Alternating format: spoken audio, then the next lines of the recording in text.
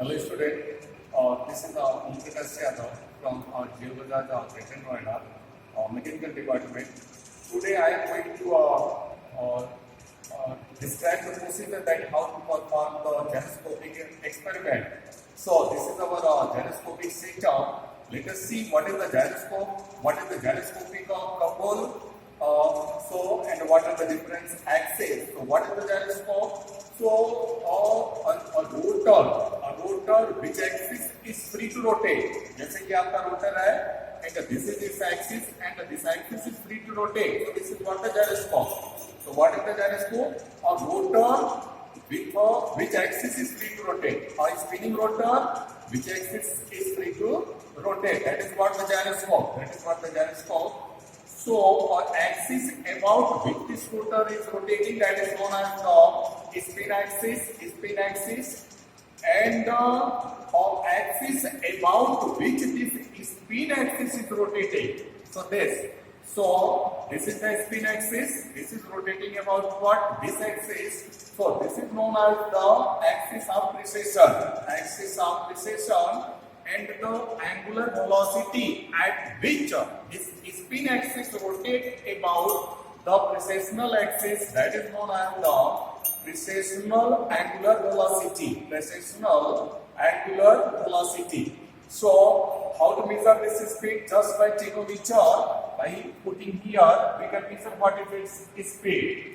So tachometer will give the speed in RPM just by using the formula omega is equal to 2 pi n by 60. You can calculate in radian per second. Okay. Suppose so this is the spin axis and this is what the axis of precession. So there is third axis which is perpendicular to both. So this is what is spin axis, this is what the precessional axis, and that will be third perpendicular axis. So this is the front, this is the rear. I am looking from the right. So this is the third axis. So when omega is there, rotor is rotating with some angular velocity, and its axis also start rotating. Let us see. If the axis start rotating, then what you have seen that a couple is applied at that. When you are looking from here, so a couple has applied in this direction. So what is in this direction? That is what counterclockwise direction.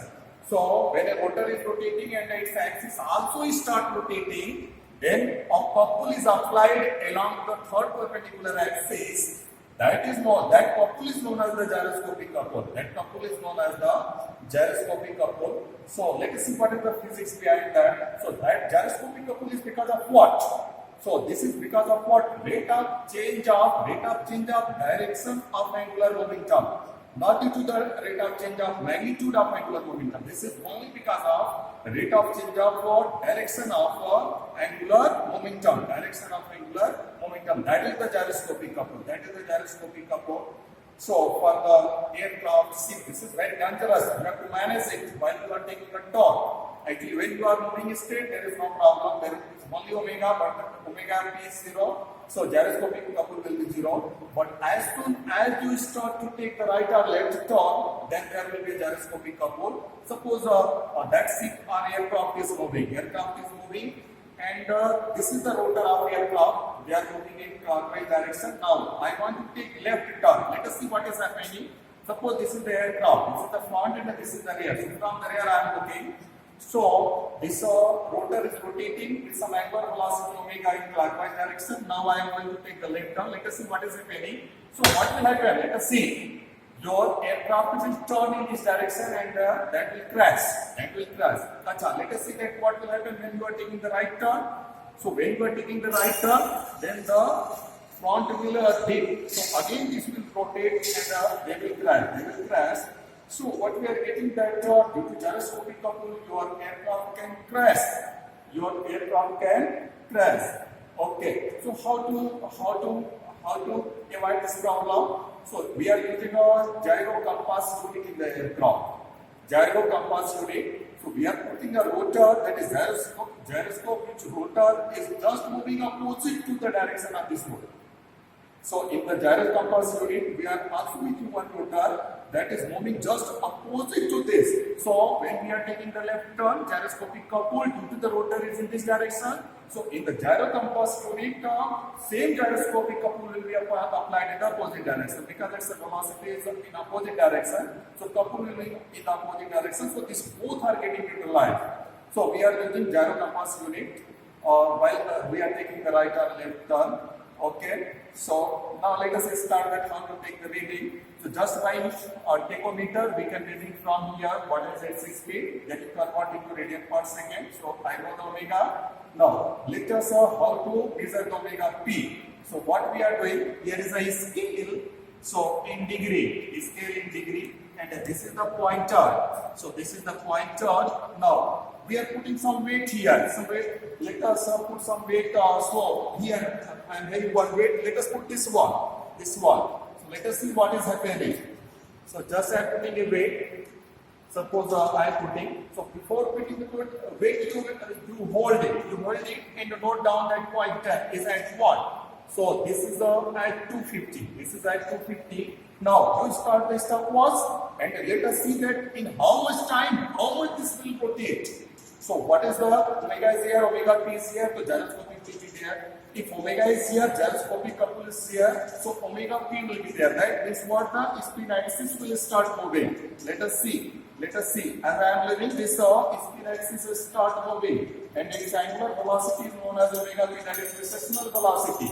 So what you have to do? You have to measure in how much time, how much this rotates. So there is so the angle can be measured from here, from this pointer and then scale. So in how much time, how much they are moving. So just by dividing delta theta by delta time, you can get its recessional velocity, that is omega p. Now, also that is what applied gyroscopic couple, and reactive gyroscopic couple can be calculated from the theoretical formula, that is what C is equal to I omega omega p.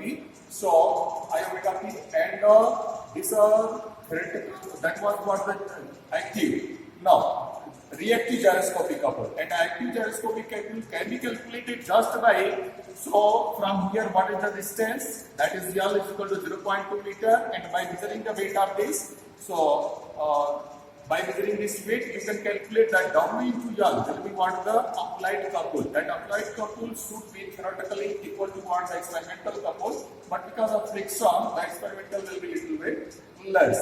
Okay. So in that way you have measure theoretical and experimental, and you can compare and you can find out that. Because I will explain the procedure that how to do it.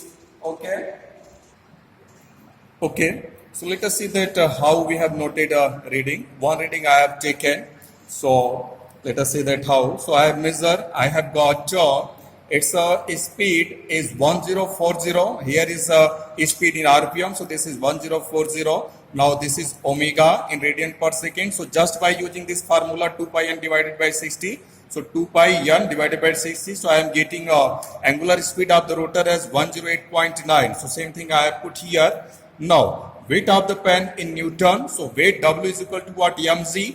So mass of the, I have measured, this is 965 grams. So convert into kg. So 0.965 into g. Then you will get the weight. So I am getting 9.47 Newton. 9.47 Newton. So at that run, we have got that in 4.5 seconds, the spin axis has moved by 50 degree. So how to calculate omega p? That delta theta bata ke delta t. Delta theta divided by delta t. So delta theta, let us convert 50 degree into radian just by multiplying pi by 180 you can get. So in radian this will be 0.8755 radian. So omega p is delta theta divided by delta t. So just you put, you are getting a 0.1938 radian per second. So you are having omega is equal to 108.9 and omega p is equal to this. So same thing I put here 0.1938. Now this theoretical torque W into L, that W should be Newton. How to calculate? So this theoretical couple C is equal to W into L. So W I have calculated just here.